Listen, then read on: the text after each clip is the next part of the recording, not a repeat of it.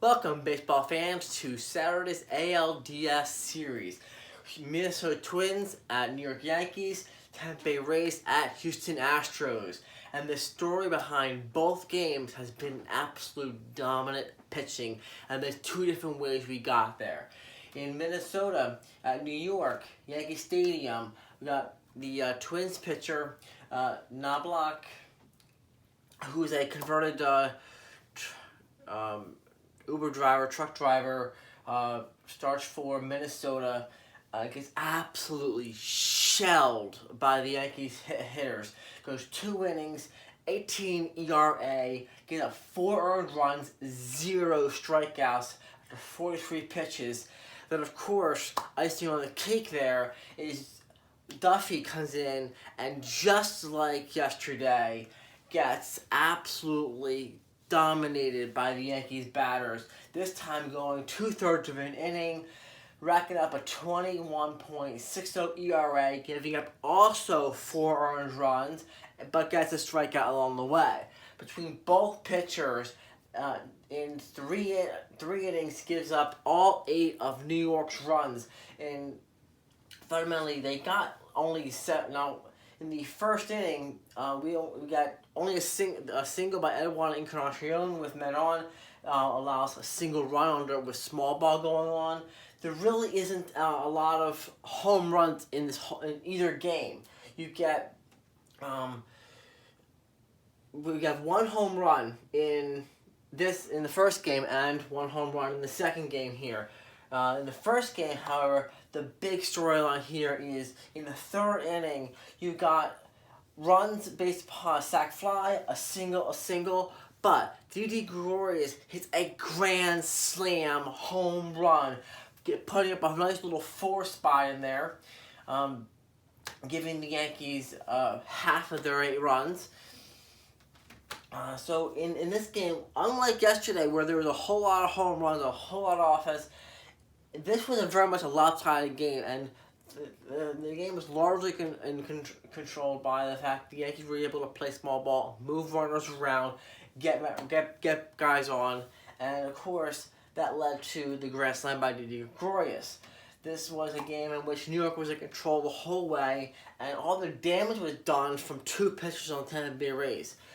Tomorrow you got the Yankees have a travel day, which they'll go to Minnesota, and they'll try to go for a sweep behind Luis Severino. And it's entirely possible that they could make this a 3-game sweep. The pitching matchup there definitely favors Severino in the 3rd game of the series. I did pick this series to go 5 games. Unfortunately, the Yankees have found a way to completely control and dominate the Twins in in New York's home ballpark. Now, granted, switching back to Target Field now for this games 3 and potentially 4 if needed, does swing the games back into Minnesota and gives them an opportunity to try and get back. Now, historically, over the course of the season, New York has feasted on home field advantage.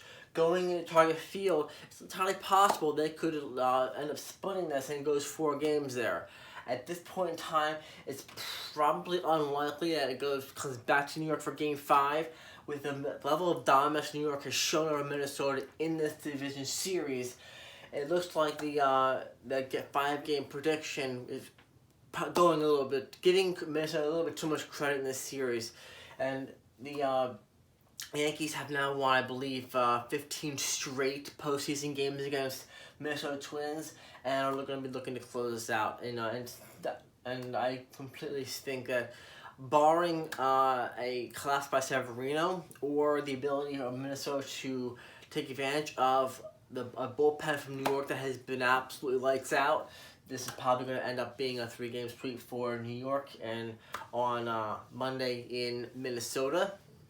So, moving along to the second game here, this is also a story about complete pitching dominance, although for a very different reason. It turns out that Garrett Cole was able to actually outperform Verlander's dominant performance from yesterday. Okay, he goes 118 pitches over 7 2/3 innings, 0 ERA, and wow, 15 strikeouts. An absolute dominant performance, and despite the fact that Verlander had an absolutely phenomenal game one, Cole outshines even that performance. In the fourth inning, Bregman gets a home run for 1-0 lead, and that would have, and outside of, I think honestly, if it wasn't for the fact that Ozuna gives up some small ball in the ninth inning, that would have been probably enough to win this game. But in the seventh inning, Maldonado gets a single, allowing Gurriel to score, 2-0 lead. In the eighth inning, Correa gets a single, Bregman scores, 3-0 lead. And fundamentally, I thought really with Cole so deeply in control of this game, that it was probably going to be a 3-0 shutout for Houston. Unfortunately, in the ninth inning for Houston, Tampa's able to play a little bit of small ball themselves, and Garcia is able to bring a man in to put a run on the board. But it was just too little, too late for the Tampa Bay Rays. They've been really outmatched. Now, Blake Snell returns for the Tampa Bay Rays. His first game since his injury. Goes 58 pitches, 3 1/3 innings, a 2.70 ERA, gives up 1 earned run, the Bregman home run. Now, I was thinking to myself, okay, he gives up a home run, but that's not where they take him out. He then proceeds to get a strikeout after the home run, and then they take him out. After having 5 strikeouts, I was thinking they're being too cautious here with Snell. He's having a very good game, and barring the home run, I think he really should have gone a lot farther along. I didn't hear anything about an injury or anything of that on Snell, and he really was their best chance of trying to get back into the series. As it turns out, they take him out in the fourth inning there, and while the rest of the night doesn't go too badly for Tampa Bay's offense, they only give up 2 more runs the rest of the game. Overall, not too bad, especially considering the fact that fundamentally Cole just outshines everybody. He lights out, shuts down the game, and that brings up the Game 3 in Tampa on Monday. You've got Zach Greinke going up against Tampa's starter from the wild card game. Pardon my brain lapse. It is 1 in the morning here, and I don't have my not Cole. Sorry, I'm having a brain fart. Anyway, I really honestly fundamentally think that while they'll give Tampa a shot at trying to get back into the series, or at least trying to save their season, fundamentally, I think the way these two are stacked up here, this is going to, both series will probably end on Monday in the away ballparks in Minnesota and in Tampa Bay. The Astros and Yankees have just outright dominated these series in every way possible, and this is going to show up the inevitable showdown in Houston of New York at Houston. Now, I don't want to get the cart before the horse yet. They still have the games to play, and in baseball, anything can happen. It's entirely possible that Tampa Bay and Minnesota extend it to a 4th game. I personally don't see it happening, but anything is possible. Greinke could have a bad game. Severino could have a bad game. They could break through against the bullpen. Anything can happen. Fundamentally, anything can happen. But the way these two have just owned these 2 games, it just screams this is going to be lights out in Game 3.